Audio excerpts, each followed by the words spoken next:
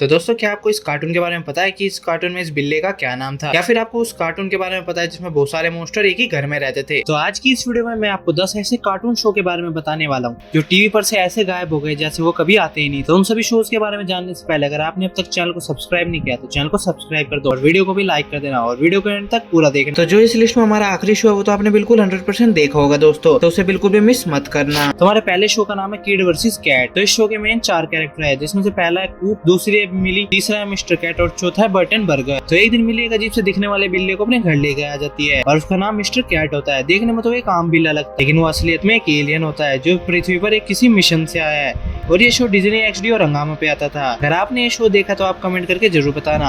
हमारे अगले शो का नाम है हड्डी मेरा बड्डी। एक ऐसा शो जो बहुत ही ज्यादा अजीब और मजाकिया था। इस शो में जो हमारा मेन कैरेक्टर हड्डी है वो पाताल लोक का बहुत बड़ा शैतान होता है और वो पृथ्वी पर एक चूहे को मारने के लिए आता है। बाद में पता चलता है कि ये चूहा 2 बच्चों के पास है जिसका नाम है बिल्ली और प्रीति। बिल्लू और प्रीति उसे एक शर्त में हरा देते और बाद में वो हड्डी को अपना गुलाम बना के उससे अपनी सेवा करवाने लग जाते हैं और बेचारा हड्डी पृथ्वी पर उनका गुलाम बन के रह जाता है। लेकिन शो के आखिरी एपिसोड में हड्डी उनकी गुलामी छोड़ के अपने पाताल लोक वापस लौट जाता है। तो हमारे तीसरे शो का नाम है रोल नंबर 21। तो एक ऐसा इंडियन शो जो बहुत सारी कंट्रोवर्सीज के बाद बंद कर दिया गया। रोल नंबर 21 कार्टून नेटवर्क पर आता था। तो शो का मेन प्लॉट था कि एक ऐसा स्कूल था जिसमें एक ऐसा प्रिंसिपल रहता था जिसका नाम कनिष्क था जो कि एक राक्षस था और वो हमारे मेन कैरेक्टर क्रिस को मारने के लिए अलग अलग से राक्षसों को भेजता था और इसके हर एपिसोड में एक नया राक्षस आगे क्रिस को मारने की कोशिश करता था। और क्रिस के 2 प्यारे दोस्त भी थे इस शो में जिसका नाम था पिंकी और बबलू। हमारे चौथे शो का नाम है द मॉन्स्टर किड। इस शो में एक छोटा सा लड़का जो कि एक फ्रैंकेनस्टाइन, ड्रैकुला और एक वुल्फमैन के साथ रहता था। शो बहुत ही ज्यादा स्पूकी और फनी था।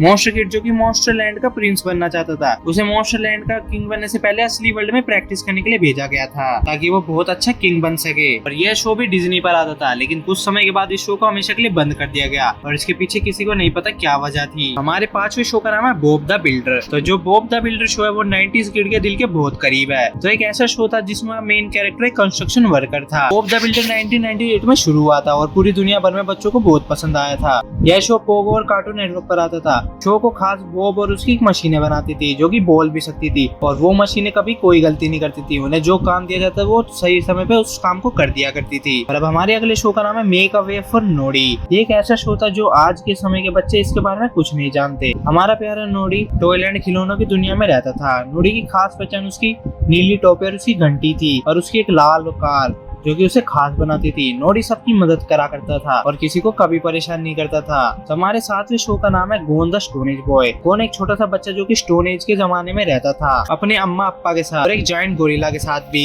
हर एपिसोड के साथ अप्पा की मुसीबतें बढ़ती जाती थी और गोन का भोलापन भी देखने को मिलता था। तो शो का फनी पार्ट तो ये है कि जब अप्पा बेहोश हो जाते थे उन्हें लेने एक स्केलेटन वाला यमराज आता था कि देखने में बहुत ही ज्यादा अजीब लगता था। और यह शो डिज्नी एक्सडी पर आता था लेकिन कुछ समय के बाद इस शो को भी परमानेंट बंद कर दिया गया। हमारे 8वें शो का नाम है हगे मारू। एक ऐसा बच्चा जो बहुत ही ज्यादा फनी और नासमझ है। हगे मारू बहुत ही ज्यादा शरारती लड़का है जो कि 5th क्लास में पढ़ता है। वो अपने पापा मम्मी की तरह कंजूस और उसका परिवार हर चीज में पैसा बचाने की सोचता है। हगे मारू मेहनत करने वालों में से नहीं है बल्कि अपने दिमाग का इस्तेमाल करने वालों में से, काम को कम करने वालों में से है। हगे मारू अपने दिमाग का इस्तेमाल करके पैसे को बचाने की सोचता है और काम से बचने की भी। और ये शो भी पोगो पे आता था और बाद में इस शो को भी परमानेंटली बंद कर दिया गया। हमारे 9वें शो का नाम है ओसवर्ल्ड। एक टाइम था जब कार्टून बहुत ही ज्यादा पोलाइट हुआ करते थे और सॉफ्ट भी। हर एपिसोड में अपना दिमाग लगा ओसवर्ल्ड सबकी मदद करा करता था। ओसवर्ल्ड देखने में ग्लो ऑक्टोपस था और देखने में बहुत ही ज्यादा क्यूट भी था। वो अपने दिमाग की मदद से हर छोटी से छोटी चीज को सोल्व कर दिया करता था। और यह शो कार्टून नेटवर्क पे आया करता था और पोगो पे। और इस लिस्ट में हमारा जो आखिरी शो है